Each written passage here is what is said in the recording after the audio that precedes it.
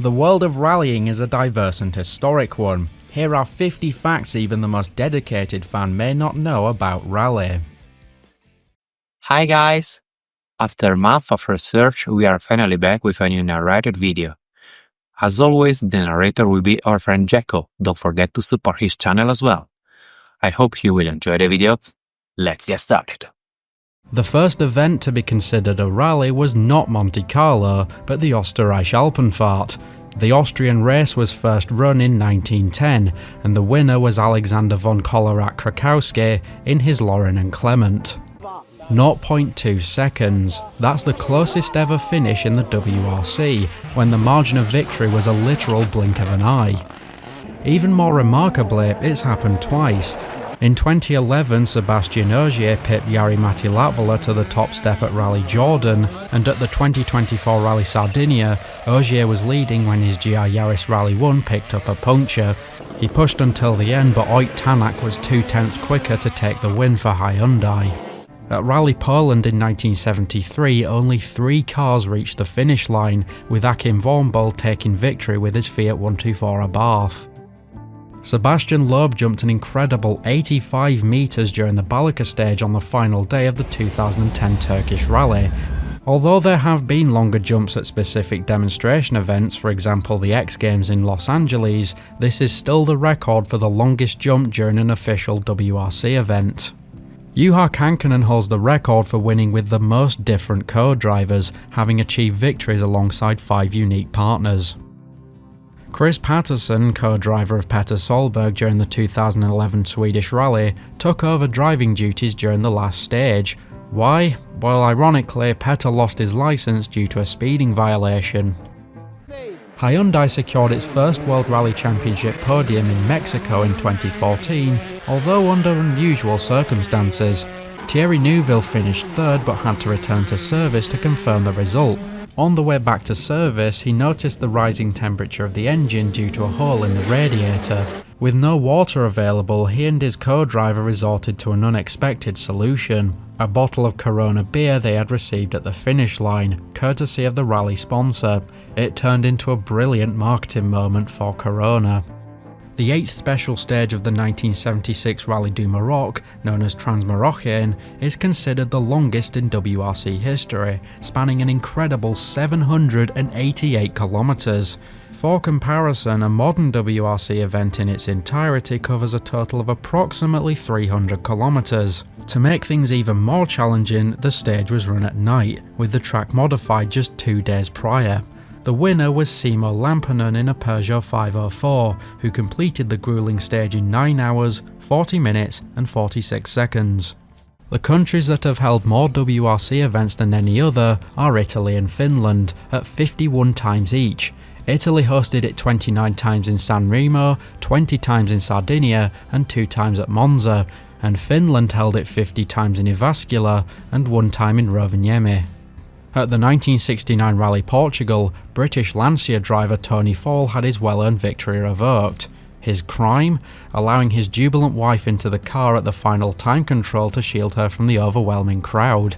Race commissioners, who were strictly adhering to regulations stating that a rally crew consists of only 2 people, not 3, had no choice but to disqualify the stunned driver, and local star Francisco Romanzinho in a Citroën DS21 was declared the winner. The 1982 Rally Monte Carlo holds the record for the most entries, with 305 cars on the starting line. The rally with the fewest entries officially was Brazil 1981, with just 20, though that was only because the FIA didn't count crews using alternative fuel. If we consider the total number of cars, then the 2017 Rally Argentina holds this unfortunate record. Graham Hill's versatility behind the wheel was truly remarkable. Not only did he secure the prestigious Triple Crown of Motorsport, which is winning the Monaco Grand Prix, the 24 Hours of Le Mans and the Indianapolis 500, but he also sought to conquer the world of rallying. He made 6 attempts from 1959 to 1973. His best finish was a 10th place in the 1962 Monte Carlo Rally, a solid result from a driver primarily known for circuit racing. Subaru entered the 1993 Safari Rally not with Legacies or Imprezas, but with 3 Vivios. This smaller car did have 4-wheel drive, but only 660cc and just 85 horsepower. It was more of a marketing move than anything else. But the car actually performed surprisingly well on the tough African routes, and MICHELE was 4th during the race before having to retire. At the end, the best Vivio at the finish line was driven by Patrick Nehru at 12th place. Alex Coronado, co-driver of Diogo Salvi at the 2025 Rally Portugal, used a tablet for the whole event instead of the traditional pace notebook. This was an absolute first in the top rally category, and perhaps a premonition of the future. Sebastian Loeb won the 2006 World Rally Championship from his sofa after breaking his arm while mountain biking. During the 1989 Monte Carlo Rally, Dario Cerato, a 2-time European champion and a 5-time Italian champion, hosted Italian journalist Gianni Vicino in his Lancia Delta. Dario drove without a co-driver as Gianni was reporting for RAI, the Italian television network. Sono venuti a fare decine di ricognizioni. Conoscono palmo a palmo l'intero tratto stradale. C'erano i segni di una macchina che davanti a noi si è girata in quella curva. Remarkably, the crew not only finished the rally, but also achieved a top 10 finish. Only one woman has ever won a WRC event overall. Michele MOUTON claimed victory at the Rally San Remo in 1981, driving an Audi Quattro. She remains the only female driver to win a round of the World Rally Championship. You can find all the details of MOUTON's extraordinary career here on this channel. The 100,000 subscriber special video was dedicated to her. Richard Burns claimed the 2001 WRC title despite winning only a single event, showcasing his mastery of consistency. Similarly, Toyota achieved the same feat 2 years earlier, as did Talbot in 1981. The Corolla WRC won just one round in 1999, Rally China with Didier Auriol, despite a record-breaking 14-event season. The Sunbeam Lotus had a shorter campaign, but considering it won only 2 events in 5 years, its championship victory is arguably even more remarkable. Hannu Michele won the title in 1983 when he was 41, and he remains the WRC's oldest crowned world champion. The highlights of that season can be found in this video, one of the most incredible championships in WRC history. The youngest Rally World Champion is Kalle Rovanperä, who claimed the 2022 title the day after his 22nd birthday. Petter Solberg is the only driver to have won both the World Rally Championship and the World Rally Cross Championship. Ari Vatanen was the first WRC champion to win the prestigious Dakar Rally. Interestingly, he also served as member of the European Parliament from 1999 to 2009. Ari Vatanen also holds the record for the most special stage wins in a single event. At Rally New Zealand in 1977, he claimed an incredible 47 stage victories, yet despite his dominance, he didn't win the rally itself. Carlos Sainz won the 1990 Rally Finland despite a foot injury. Sainz crashed while preparing for the event and began the rally wearing a trainer on one injured foot and a racing boot on the other. Remarkably, he still secured victory, simultaneously becoming the first non-Nordic driver to win the famously fast gravel rally. The iconic Collins Crest jump at Rally Sweden was named in honour of Colin McRae after his passing in 2007. The driver who makes the longest jump wins the Collins Crest Award, with Eivind Brynildsen holding it currently at an astonishing 45 metres, which he set during the 2016 edition. Alain O'Reilly, driving a Renault 5 GT Turbo, is the only person to have won a WRC round in a Group N car. He triumphed at the seriously tough Rally Côte d'Ivoire in 1989. In 2021, Emil Lindholm cleverly exploited a loophole to hinder his championship rivals. Competing in WRC3, he had already reached the maximum of 7 events allowed for drivers in one season. To bypass the restriction, he registered for the Spanish round as a co-driver, but once the rally began, he swapped over and drove the entire event. Despite winning the round, he ultimately fell short of securing the championship title. Sobieslav Zasada, the 1971 European Rally Champion, competed in the 2021 Safari Rally at the age of 91. Unfortunately, he broke his suspension and did not finish the rally. Yes, that's a train on a special stage. It happened during Rallye de la Côte Fleurie in 2017, where car number 72 had to stop a few seconds to wait for the passage of a train. Incredible. The 1966 Rally Monte Carlo is remembered for a controversial disqualification. The Mini Cooper S achieved an impressive 1-2-3 finish, but they were disqualified when the iodine vapour headlamps of their cars were deemed to contravene French traffic regulations. Ford, which finished 4th, was also disqualified for the same reason.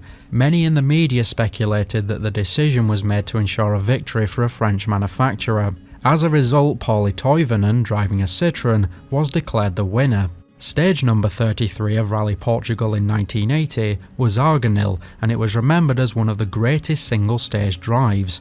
Why? Well, the night stage was covered in thick fog, and visibility was almost zero. Walter Röhrl, however, memorised it completely, and as he said in his own words, he could see through the fog.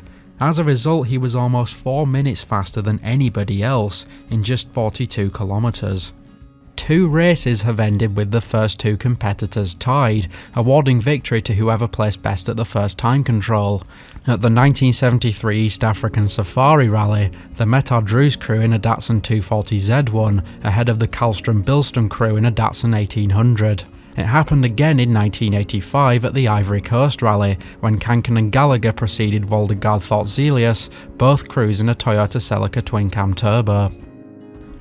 With its victory this year in the Canary Islands, Toyota has now achieved a 1-2-3-4 finish 5 separate times. Lancia, on the other hand, has occupied the first 4 places 4 separate times, but remains the only manufacturer to have secured all 5 of the top positions in a single rally, an extraordinary achievement it accomplished at Rally Portugal in 1990. The 1979 Tour de Corsa featured 14 crews successfully completing the rally. But what made it remarkable? Well, every single driver and co-driver was French, making it a rare instance of complete national dominance in the competition's history. During the 1972 Rally dell'Alpi Orientale, the main character was not a driver, but a horse. During a transfer in Slovenia, a terrified black horse galloped wildly among the rally cars. The drivers who tried to challenge the animal finished the rally under its hooves. Other crews damaged cars or suffered punctures while digressing off track to avoid the animal. This unexpected interference dramatically altered the course of the rally, making it a truly unforgettable moment in motorsports. The first game with the word Rally in the title is Rally X, released by Namco in 1980. However, many would consider Lombard RAC Rally, released in 1988, to be the first true rally game. There are many rally games dedicated to World Rally Champions. While most are familiar with the Colin McRae Rally saga, and many will also know Richard Burns Rally and perhaps even Tommy Mackinnon Rally or Sebastian Loeb Rally Evo, but not many know that there's also a Carlos Sainz World Rally Championship, released in 1990. Perhaps that's because it's not really the best rally video game ever released. Mickey's Jump in Sardinia is one of the most iconic spots in the rally world.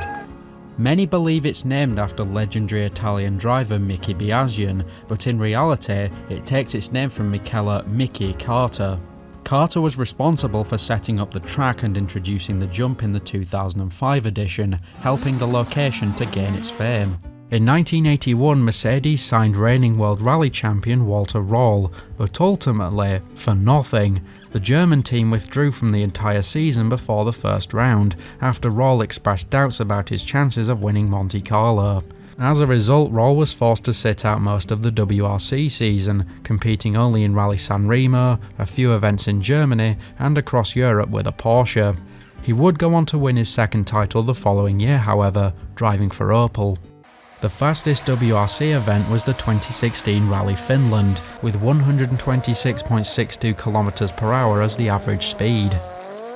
The slowest one was Rally San Remo in 1973, where the average speed was only 44.15 km/h.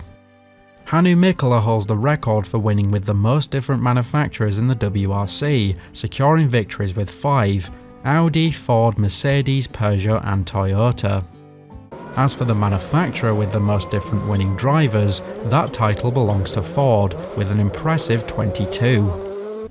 The Subaru Impreza and Lancia Delta, in their various versions, are the most successful models in WRC history, each achieving 46 wins.